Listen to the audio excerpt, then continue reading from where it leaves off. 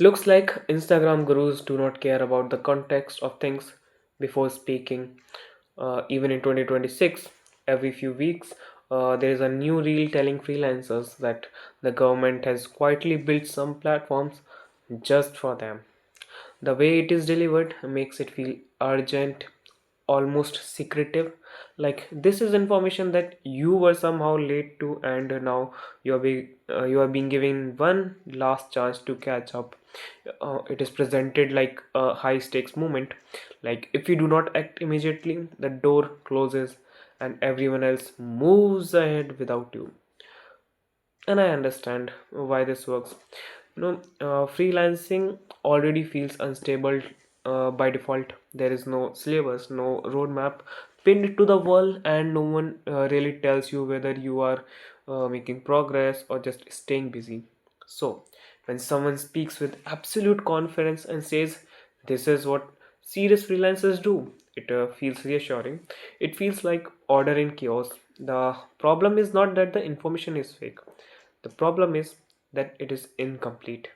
And incomplete information, when wrapped in confidence, can quietly push you in the wrong direction while making you feel productive. So instead of reacting to the urgency or brushing it off instantly, I decided to slow down and actually understand what these platforms are, what problems they were built to solve, and at what point in a freelancer's journey they even make sense. Do they even make sense? Let's start with Udyam registration. Udyam is essentially a system that allows a person or entity to be officially recognized as micro, small, or medium enterprise. If you're a freelancer, you can register under it as a sole proprietor. That part is true and straightforward. What usually gets glossed over is what that recognition actually changes once the registration is done and the certificate is downloaded from the website. Udyam does not change how clients find you. It does not suddenly make projects appear. It does not shift your position in a negotiation.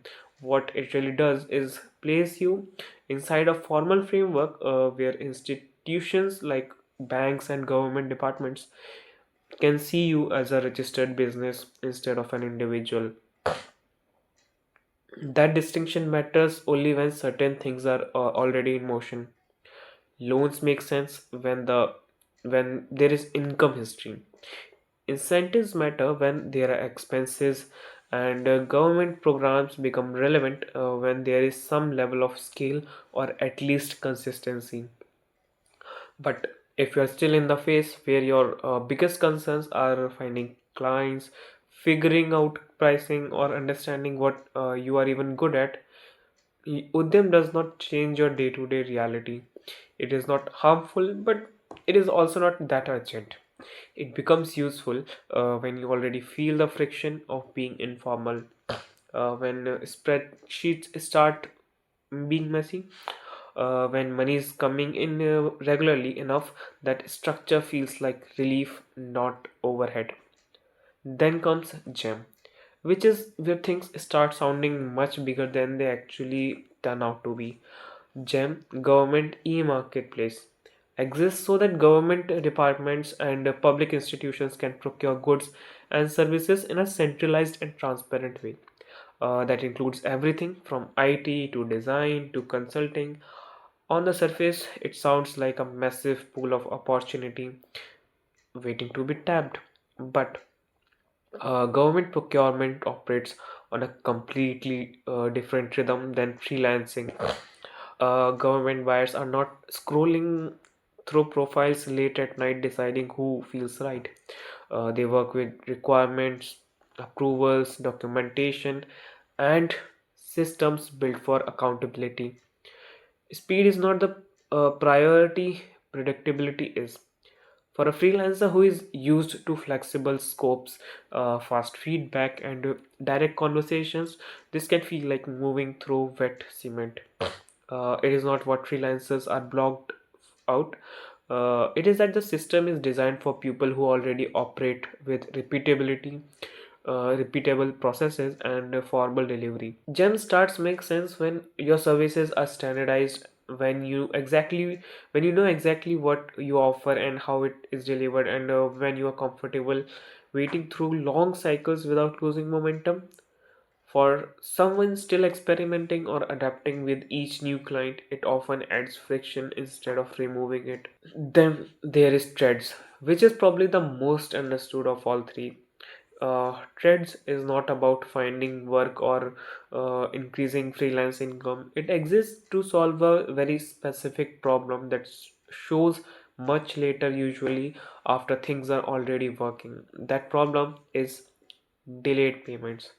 If you're working with large buyers who pay on long cycles, Threads allows you to convert pending invoices into immediate cash by involving banks or financiers. It smooths cash flow, it does not create it. If your work does not involve long payment delays, or if your clients pay per project or per milestone, Threads does not suddenly make your financial life better. It assumes a level of scale, structure, and discipline that most freelancers grow into over time. When you look at all three platforms together, a pattern starts to emerge. They are not designed to help someone enter freelancing. They do not resolve early uncertainty. They do not replace the uncomfortable work of learning, pitching, and building trust. What they do is support a transition from individual effort to organized activity, from informal systems to formal ones.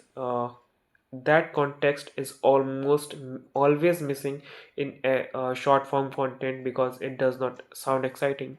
Urgency sells better than timing. So the next time something is framed as a hidden advantage, pause and ask yourself what problem it is actually solving. If it is solving a problem you do not have yet, it is probably not meant for you right now. If this video helped you slow down and think instead of reacting to urgency, then it did what it was supposed to do. If you're new here looking at this phase for the first time, I am Shivansh. I talk about freelancing, tech, and business in general as well. And I'm also documenting my own journey of building a web development agency on this channel.